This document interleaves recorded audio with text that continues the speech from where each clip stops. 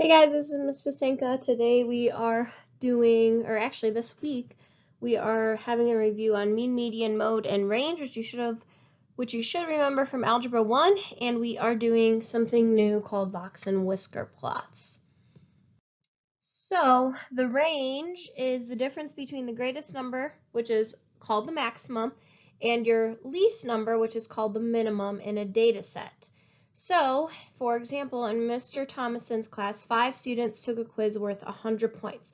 The scores were as follows: 85, 75, 98, 55, and 99.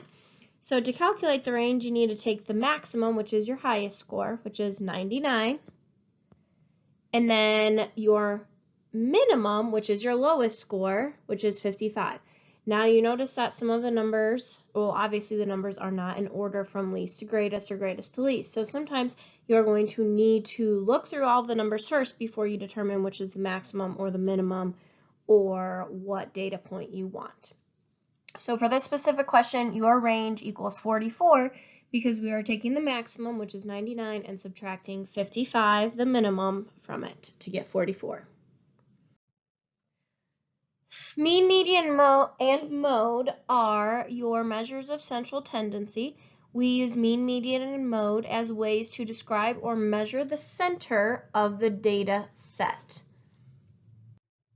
So mean is your average of the set of numbers. So you add all of your numbers together and then you divide by the number of numbers or add-ins that you have. So for example, Ricky running back ran 100 yards in game 1. He ran 50 yards in game 2. And in game 3, he only ran 25 yards. What is his mean or his average number of yards per game? So what we would do is we would add the 100 yards from game 1, the 50 yards from game 2, and the 25 yards from game 3. And we get 175. I'm sorry, my dogs are barking. You might hear them a couple times. So you add 100 plus 50 plus 25, and you get 175 yards for all 3 games. But to get our average or our mean, we have to divide by 3 because that is how many games he played in. So 175 divided by 3 would be 58.3 yards per game. That is Ricky's average. Now the median is always the middle number. When you take your numbers and you put them in order from least to greatest. So some of you, this is a mistake that we probably see the most, is that you have a set of numbers, like for example, you have 85, 75, 98, 55, and 99. Those are from the first question that we looked at. And you just take the middle number out of those data values. You have to order them in least to greatest, which is right here, and start with the smallest one, which would be 55, and then go in order from the smallest number to the biggest number. So what I like to do is I kind of use my fingers if possible, but 99 and 55 would be like partners. 98 and 75 would be partners. So then that leaves 85 by itself, which is your median or the middle number in this data set. For example, 2, if there is an even set of data, one more step is needed. So you guys probably remember this from Algebra 1, but if we add in one more number, which would be 90, we'd have 55 and 99 would be partners, 75 and 98 would be partners, but now we have these two together that are left over. So what we would have to do is add those two scores together, 85 plus 90, and we get 175. Then, because we have two scores, we would need to divide that 175 by 2, and we would get a median score of 87.5. Now, usually, probably 99% of the time, your score, if you have two numbers that you have to, divide by each other, or add together, then divide, it's going to be in between those two numbers. So we have 85 and 90 were my middle two numbers. And then when I add those two together and divide by 2, my median score is 87.5, which is between 85 and 90. Mode is the number that occurs the most often in the set of data. So, Mr. Thomason surveyed his class and created a set of data representing the number of siblings each student has. So now a lot of you guys, have 1 sibling, 2 siblings, 3 siblings. Some people have 4. Some people might have 6. Some people might be an only child.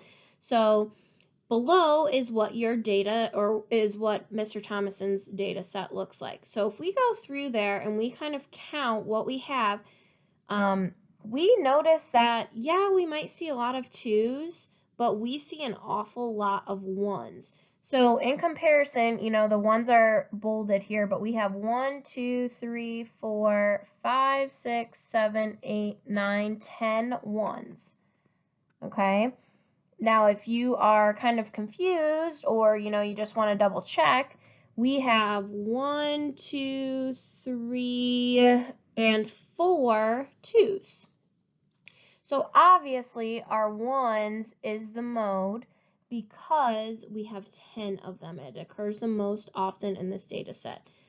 You always want to make sure that you're looking at all of the data collectively as well, because sometimes if you're going too quick, maybe say in another example, I had like 2, or I had 5 2s and then I had 6 1s. You need to make sure that you count everything to make sure that you have the correct mode. Sometimes you might have more than one mode, which would be called bimodal. So if we are looking at kind of the same set of data, this probably isn't siblings because a lot of you don't have, 6, 7, 8, 9 siblings. But if we're looking at this one here, we have, here's a 2, so there's 1, 2, 3, 4, 5 2s. And then we also have, let me get a different color, we have 1, 2, 3, 4, 5 1s. So both of those numbers have this, that looks like a 5. Both of those numbers have the same amount of, items or data values. So this set of data is bimodal. Sometimes you're going to have no mode, and that is when none of your values occur most frequently. So you just have, values that never repeat in the data set. So for example, you have the numbers 1, 2, 3, 4, 5, 6, 7, 8, and 9. That last example, you have no mode because none of those values repeat. We do not see it most frequently. Okay, so central tendencies, again, that's your mean, median, and mode. And this guy here, the X with the line on top of it, that is another symbol to represent the mean or the average. So what we are going to do here, the frequency table shows the number of job offers received by each student within 2 months of graduating with a mathematics degree from a small college. What are the mean, median, and mode for the job offers per student? Okay, so what we first need to do is we need to figure out how many students there actually are. So you want to add this group together here. So 3 plus 4 would be 7. 7 plus 2 is 9. 9 plus 2 is 11. 11 plus 6 is 17. So we have 17 students. Sorry, my handwriting is messy today. I couldn't even finish the word students, but there you go. So, and we need to figure that out because we need a number to divide by, okay? Now, some of our students got 0 job offers, some got 1, some got 2, and so forth. So what we need to do is kind of make a division problem here. So we would have, and it doesn't really matter how you set this up, but we would have like 3 student times 0 job offers. 4 students times 1 job offer, 2 students times 2 job offers, and you can flip-flop that and do like 0 times 3. It does not matter which order you put it in. Then we'd have, another 2 students with 3 job offers, and then we have 6 students with 4 job offers. And then all of that is going to be divided by 17 because that is how many students that we have. and we are trying to find out, how many job offers there are with these total students. So you are going to multiply all this together. 3 times 0 is 0, so 0 plus, and then 4 times 1 is 4. 2 times 2 is 4. 2 times 3 is 6, and 6 times 4 is 24.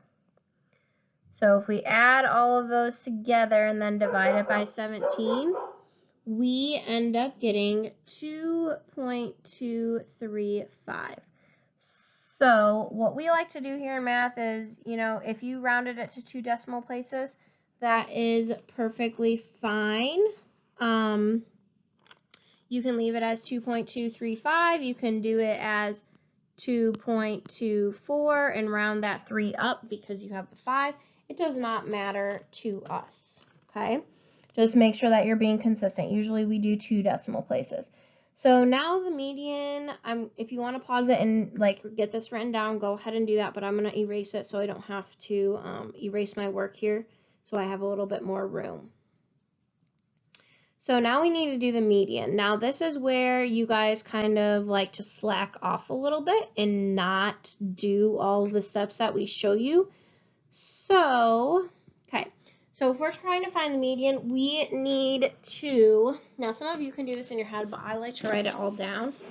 So we would need to write down how many, the job offers. So we have 3 students with 0 job offers.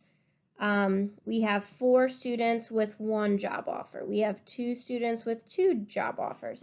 We have 2 students with 3 job offers, and we have 6 students with 4 job offers. Okay, so, oops, how many is that? 5, 1, 2, 3, 4, and a 5. Okay, so then we need to go ahead and, do what I showed you guys on the first couple of slides. So we need to pick the middle number. Now, there are easier ways to do this. You have 17 students, so it would be, you'd have to, maybe take 2 numbers together and divide it by 2 because it's an odd number. Or you just, so those 2 go together, those 2 go together, those 2, those 2, those 2, those 2, those 2, and those 2. And since we have an odd amount of numbers, our median is 2. Our mode is the number that we see the most of. Now this, you don't really have to look at this line of numbers here. You can just look at, okay, which job offer has the most frequent or the most amount of students in it, and that would be the 4 job offers. So there are your answers for that one, and that's from a table. Now we are given some data or some missing data. So for number 2 here, Joey wants an average of 75% on all tests this semester. On the first 4 tests, he scored 80%, 72%, 67%, and 84%. What would he have to score on the last test to meet his goal? So now this, we have an unknown, okay? So we know we have 80, we have 72, we have 67, and we have 84, but we have one more test that we do not know the score of yet. So we are going to make that a variable, and you can use any variable you want. I'm just going to use t for that. So we have to also take into account how many tests do we have. We know he had his first 4 tests, but now he's having a last test. That means he has 5 tests total.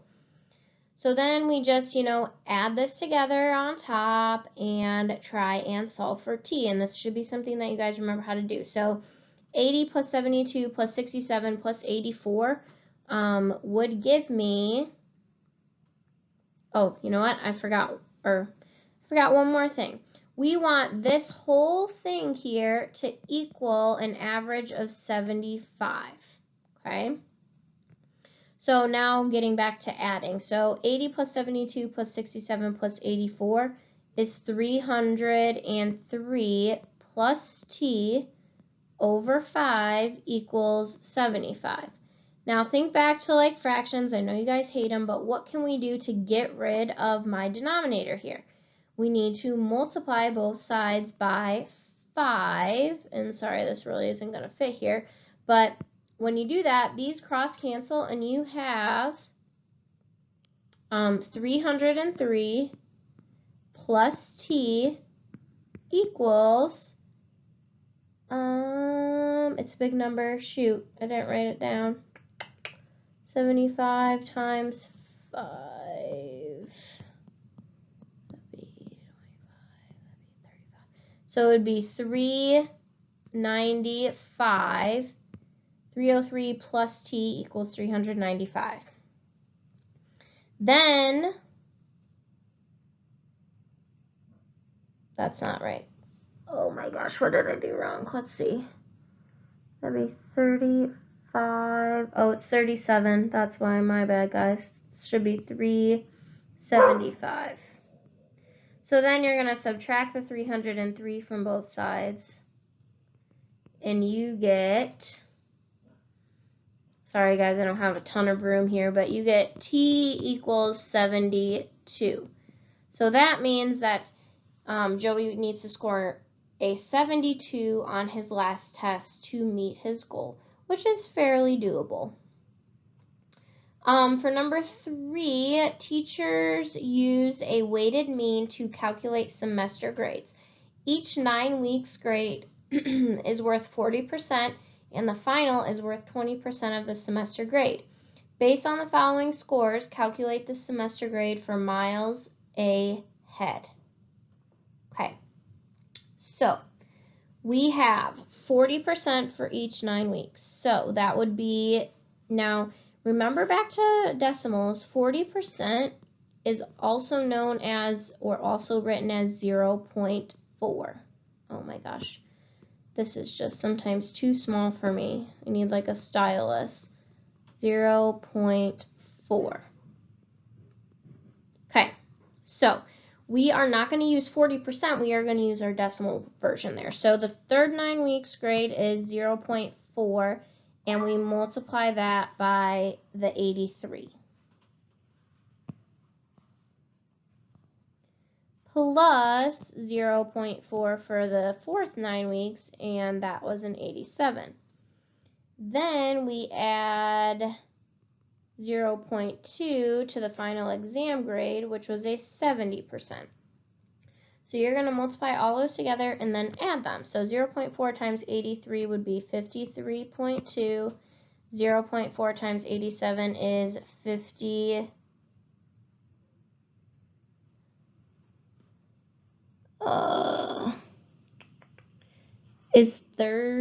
That's not right. I can't read my writing. Actually, you know what? My bad. This should not be 53.2. It should be 33.2. I cannot read my handwriting with working this out. And this should be 34.8. Then 0.2 times 70 is 14. And then you add all those three things together and you get 82%, which means your average grade would be a B minus, or your semester grade would be a B minus, which is 82%. At this point, I would pause it and try and work through these 5 questions together. There are 5 of them, so go ahead and try and work through those. If you feel like you have a good grasp on this, then you can just, kind of watch me go through it, but I would suggest that you pause the video and try these. Okay, so Johnny plays for the Scott Elementary football team. The following chart shows how many yards Johnny gained in the first 5 games. So we need to calculate the mean, median, mode, and range. It does not matter what order you calculate these in, but we have 5 games, so that there are 5 different yardages that we have here. So for the mean, we'd add up 10 plus 5 plus 8 plus 11 plus 8, and then we divide that all by 5, and we would get 8.4 for the mean. For the median, you guys need to put those yardages in order. So, you have 5, then 8, then 8, then 10, then 11. So we have an odd number of data values here. So we'd have 5 and 11, 10 and 8, and then our median would be 8. Our mode is also 8 because we see 8 yards 2 times in the 5 games. And our range is the highest number, so 11, minus the smallest number, so 5, which would be 6 for the range. This stuff really isn't that hard, guys. You have seen this before. So again, if you feel like you need the extra practice, go ahead and try them. But the answers are also all at the end. I'm just trying to work through these with you. So the Denver Nuggets recently drafted Duncan Thibault. Although he thinks he's the world's best basketball player, he hasn't played many minutes in the first 8 games of the season. Below you will find data showing how many minutes Duncan has played in the first 8 games. So again, we want to add up all of these minutes together and then divide it by the number of games that we have. So 8 plus 7 plus 10, 8 plus 7 plus 10 plus 9 plus 8 plus 8 plus 11 plus 2, all over 8. Our mean would be 7.8. Our median, we would need to put these in order from smallest number to biggest. So we start with 2, then we have 7, then we have 8, 8, and 8. And look at that, I have 3 8s, so that's also my mode for this one. Then I have 9, and then I have 10, and then I have 11. So again, you're going to go through this and try and find your middle term. So because I have an even amount of games here, we have to, divide those two middle numbers, add them together, then divide them by 2. Now this one happens to be easy because they're both the same number. That's what I was talking about earlier, when you might have a number that's in between those two numbers or, the same. Then your range is your biggest number, so minus your smallest number, so 11 minus 2 would be 9.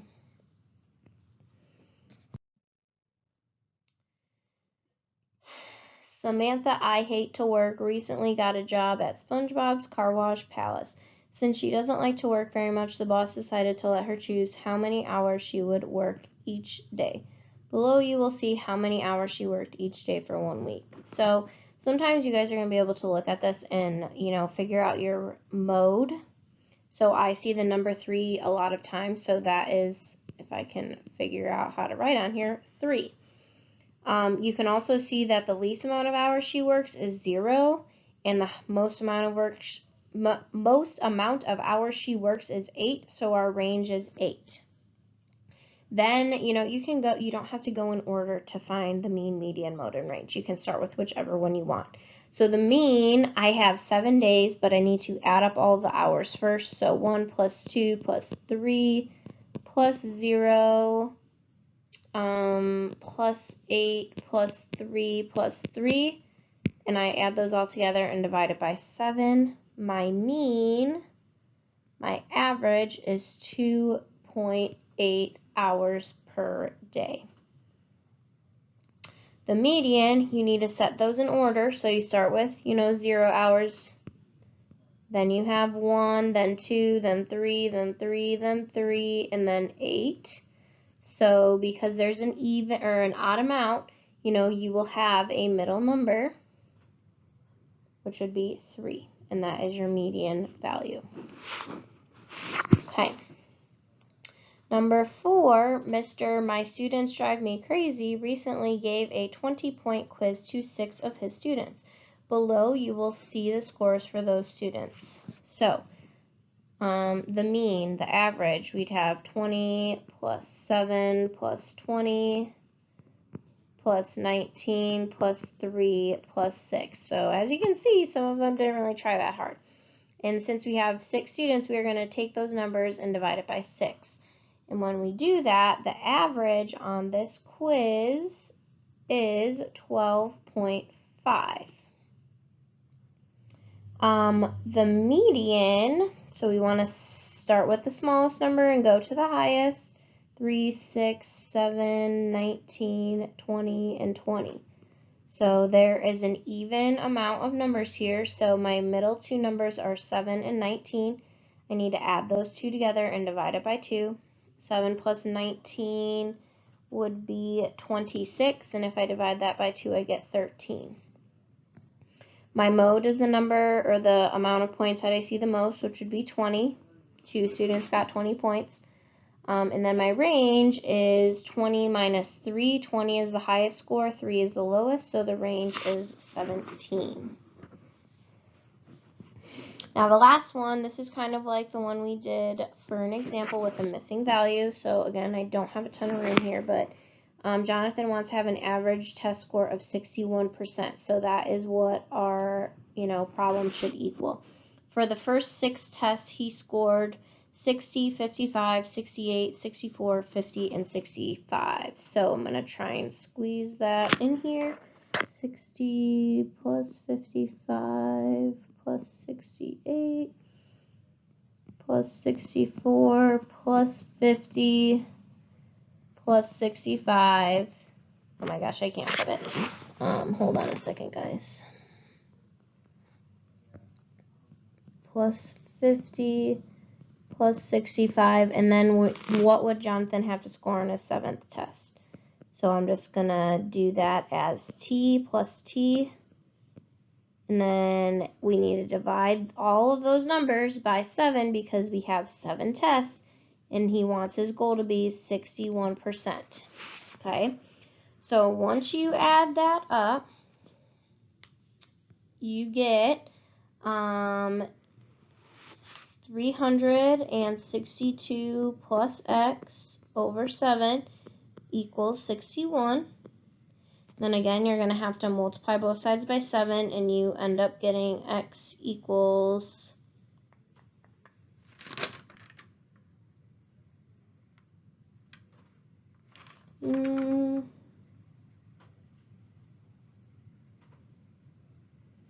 x equals a 65%.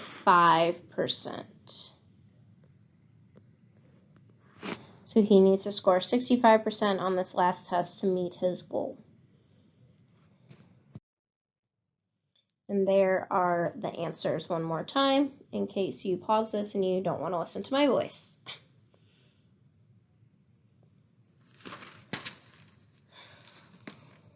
Okay, so going on, we are moving on to box and whisker plots. So box and whisker plots tell us the mean, median, and mode, but they also tell us stuff. They tell us the interquartile range. They tell us about quartile 1, quartile 2, quartile 3, and quartile 4. And we use minimum and maximum here. A box and whisker plot can also show if the data is symmetrical, skewed, or how tightly it is grouped. So we are going to be able to create and interpret box and whisker plots by hand and then identify outliers and percentile rank. Okay, so separating data into subsets is a useful way to summarize and compare data sets.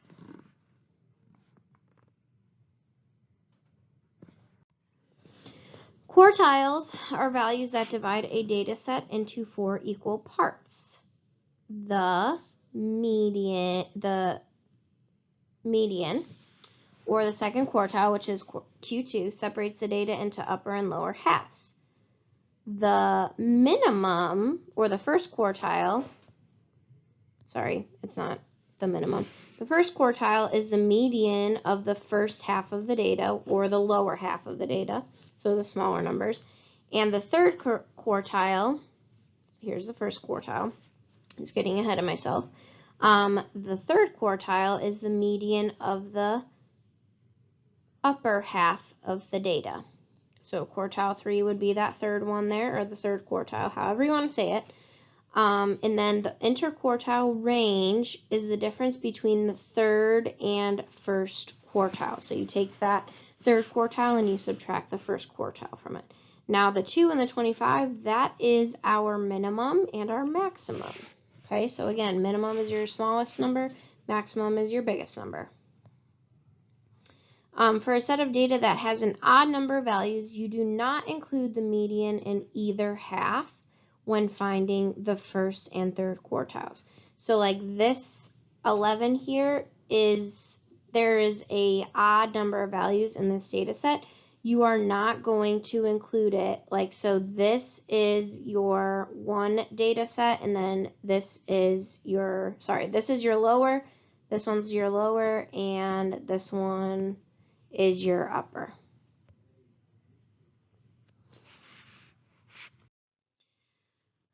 A graph that summarizes a set of data by displaying it along a number line is called the box and whisker plot. It consists of 3 parts, a box, and 2 whiskers.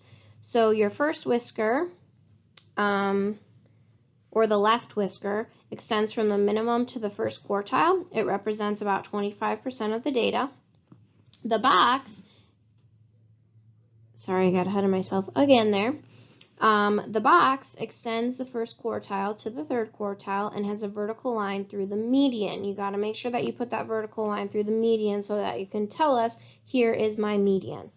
Because we do not use all of these words here on our box and whisker. We just use, the whisker, the box, the line through the median, and the other whisker, and that's it. The length of the box represents the interquartile range, and it contains about 50% of the data.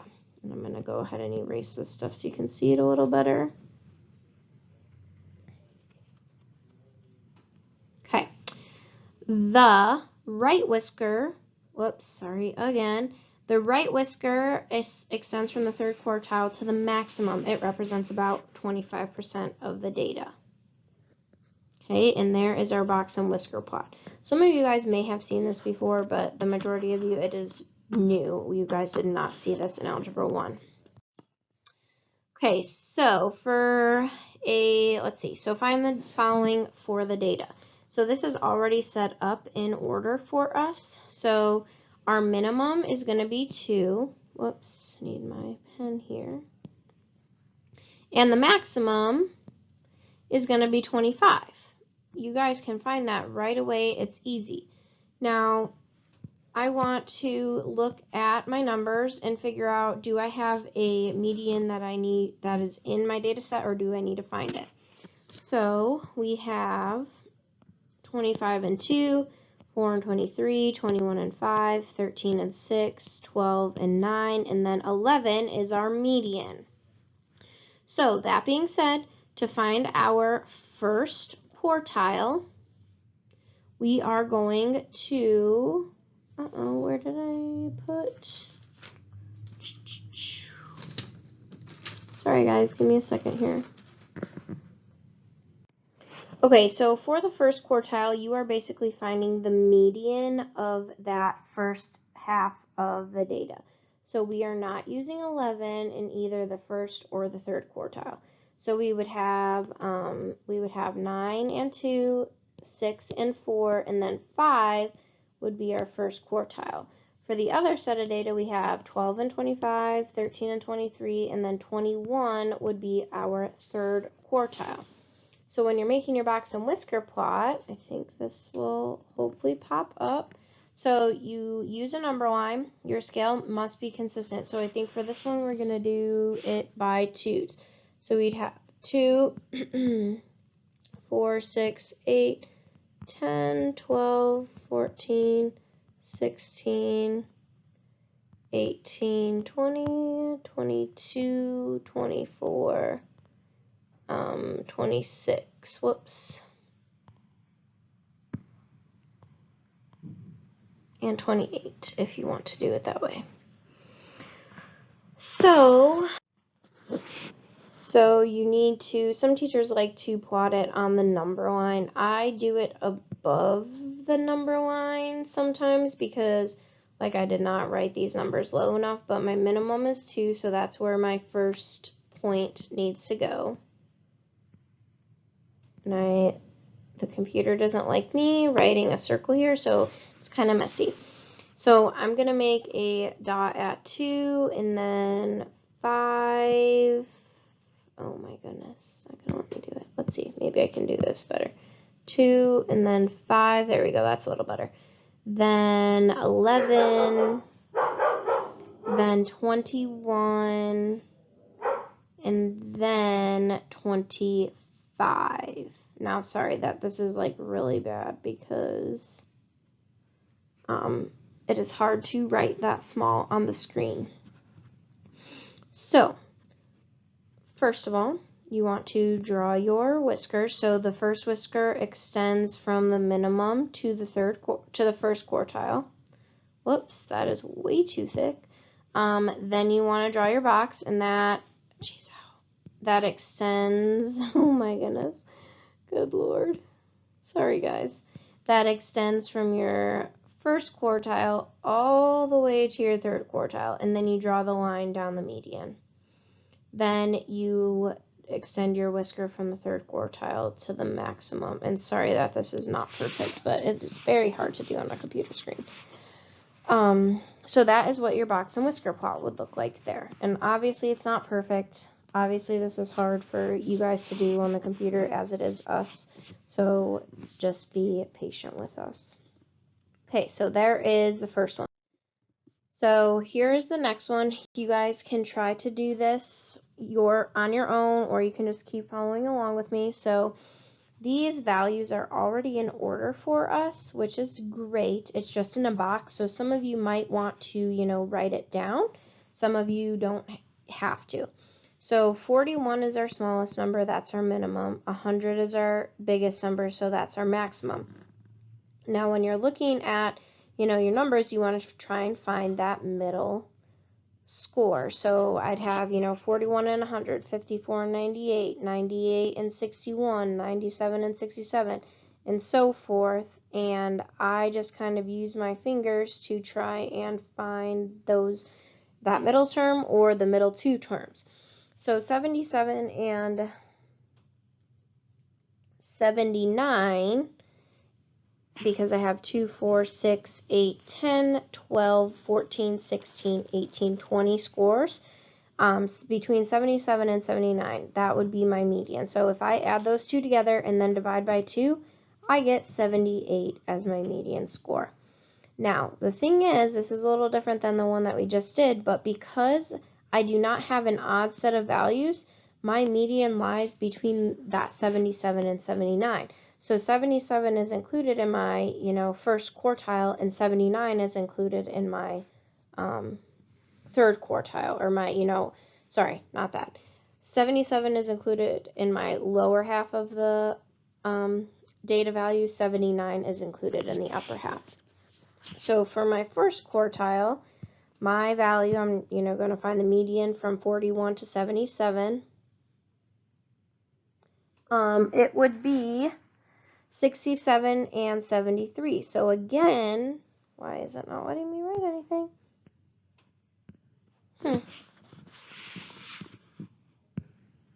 I would need to find the median between 67 and 73. So 67 plus 73 divided by 2 would be 70. My third quartile range would be between 89 and 93. So again, you're going to add those two together and then divide it by 2. So that would be 91. And there is all of my data set. And you need to find you need to draw your box and whisker plot. Again, your number line should be the same scale. So I think, let's see, I can probably go by 5s here if I wanted to. 40, 45, 50, 55, 60.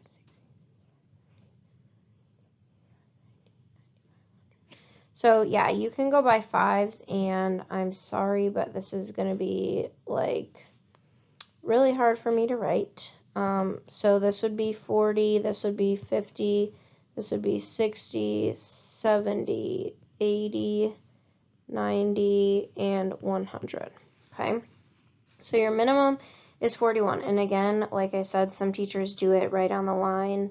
I do it above the line. You guys totally can do it on the line. It's your preference and how you like to do it. But for sake of it being super small, I'm going to do it above the line. So my minimum is 41. And that's going to go right there.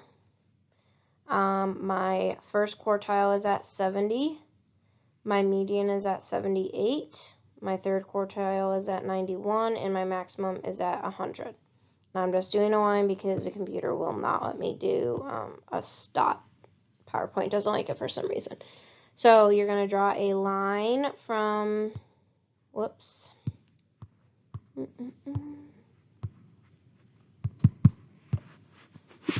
Now why is it not letting me erase? Oh my gosh. So you're going to draw a line from the first quartile to, the minimum to the first quartile. You are going to draw a box around the first quartile to the third quartile and draw a line through your median dot, should be a dot. Then you draw your whisker from the third quartile to the maximum. So it should look like that. And again, sorry, it's not that pretty.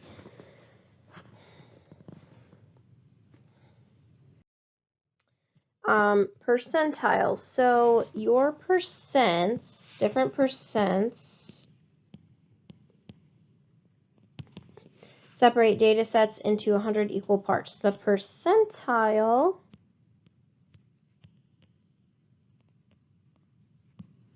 of a data value is a percentage of data values that are less than or equal to that value. So sometimes if you've gone to a doctor, babies might be like, oh, they're in the 35th percentile. That means, you know, they are with 35, or their body weight is 35% of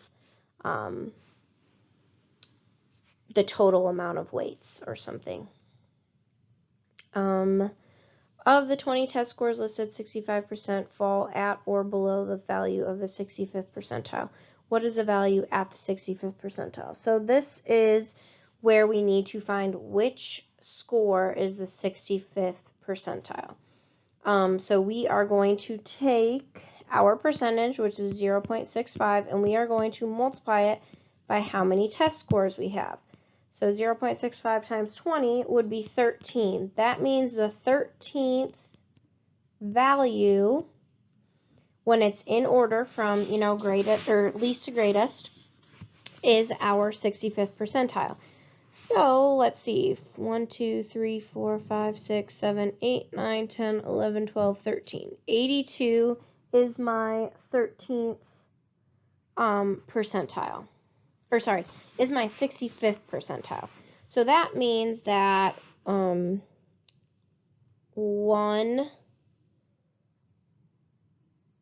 value of a 65th percentile is 82%. That is the value. And that means also that 1, 2, 3, 4, 5, 13 values are at or below the 65th percentile. For A, what is the value of the 55th percentile? So again, we're going to do it the same way that we did the first one, so 0.55 times 20, and we get 11. So 13, 12, so 79 is the score or the value at the 55th percentile. And B is, so say we made, like, let's change maybe 79 to a different number because these two are the same exact. Let's say 74, okay? At what percentile is the value 74? So what we would want to do here, and this is going to take me a second because I need to actually calculate it, we want to count what value is 74, so 1, 2, 3, 4, 5, 6, 7, so it would be 7 out of 20 is the 74 test score. So if we multiply both those by 5, it would be 0.35, which means that 74 is the 35th percentile.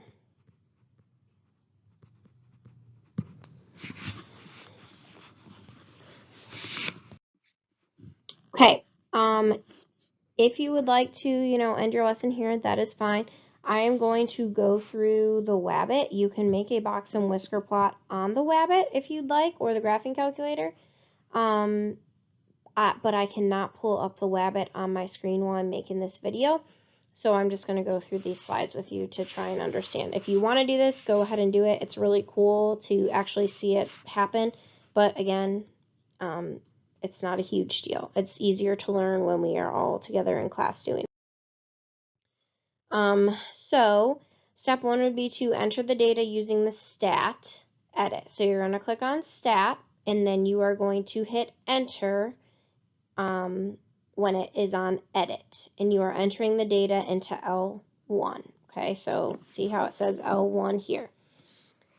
And I'm not sure what data this is, but that is the data points that we are using. So 89, 69, 3, 5, 45, 55, and 33. And you can just type those in using your numbers, you know, on your calculator there. And once you get that first number in, you hit enter, and then it drops you down to, whoops. Okay, so you are going to calculate the statistics after that. So you're going to go to stat, and then you are going to go over to calc. You're going to use this button here, and then you are going to hit enter a few times and scroll to find the min x equals and quartile 1 equals.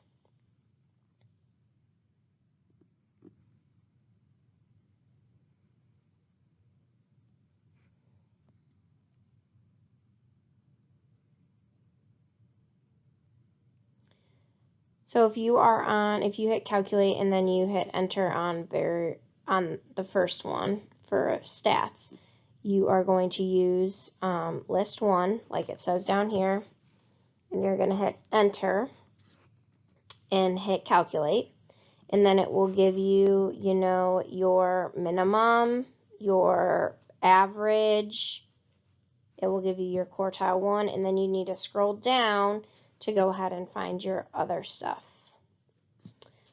For the yellow calculators, you would hit second data to get to stat, and then you do the same thing. So then, to make a box and whisker plot on your calculator, you would follow these steps. So we're going to use this data here. You'd enter the data using stat and edit, so the thing that we just did, and enter your data into L1. But instead of, you know, going to calculate, you would hit stat plot. You needed to hit second and then y equals, and you'd go into plot 1, and you would go over to this one, which is your box and whisker plot. You need to enter the window value, so you know your I would say a couple values below your minimum and a couple values over your maximum. And that's in the window here. Then you would hit graph to graph your box and whisker plot, and it will give you your picture. And you can actually trace where your quartile 1 is, where your quartile 2, which is your median, and your quartile 3 is.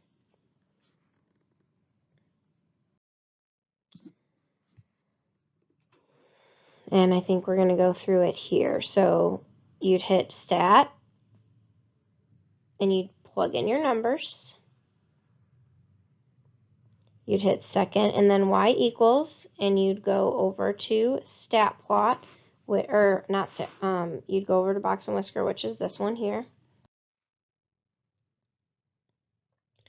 Then you would do your window, and you'd do your max and your min values like it says there. Then you would hit graph, and it would make a box and whisker plot for you. And if you want to trace to find those exact values, you'd hit the trace button. This is what it would look like on your actual Wabbit. So again, it doesn't show up as nice as this one shows, so you would have to trace out your values with this step here.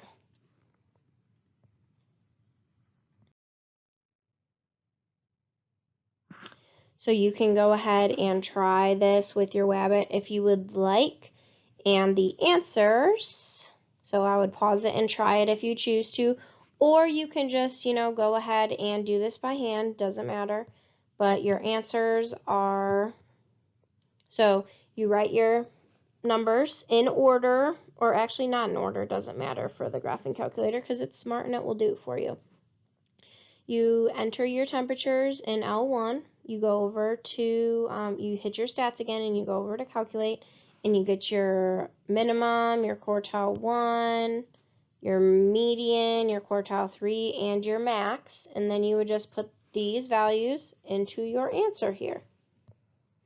Your minimum would be 69, your first quartile is 73.5, your median is 80, your third quartile is 85.5, and your maximum is 87.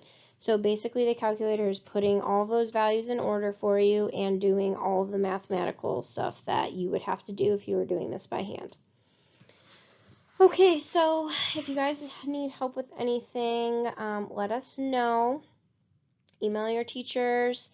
Try and hop on a Zoom conference if your teacher is holding one, or a Canvas conference, and let us know if you guys have any questions.